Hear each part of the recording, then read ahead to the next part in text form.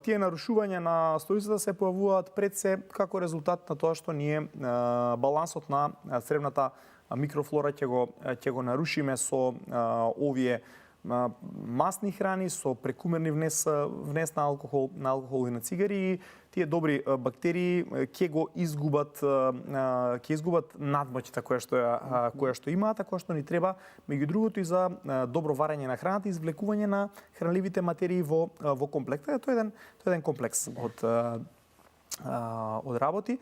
Во оваква ситуација, значи, ќе бидеме во состојба кога едноставно ќе имаме повеќе столици или пак течки столици, повеќе од 3, веќе дефинираме дека станува збор за диареја. Токму заради тоа не е лошо да го имаме ова во предвид и покрај внесување на интегрални житарки и овошје во исхраната. Не заборавање, корисно е и да се суплементираме во овој период со пробиотици, дали од тип на внесување преку јогурт и така натака, кисело млеко и слично, каде што природно ги има, сега веќе и се збогатуваат, и тоа и се рекламира на големо.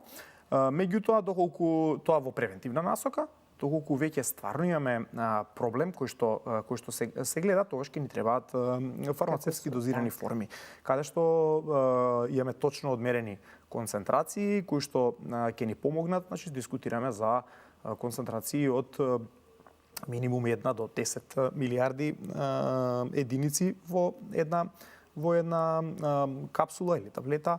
Дискутираме за соодветни формули кои што се збогатени, меѓу другото, и со пребиотици, значи храна за пробиотициве. Тие треба да се размножат во организмот, да го вратат балансот на цревната микрофлора како што треба.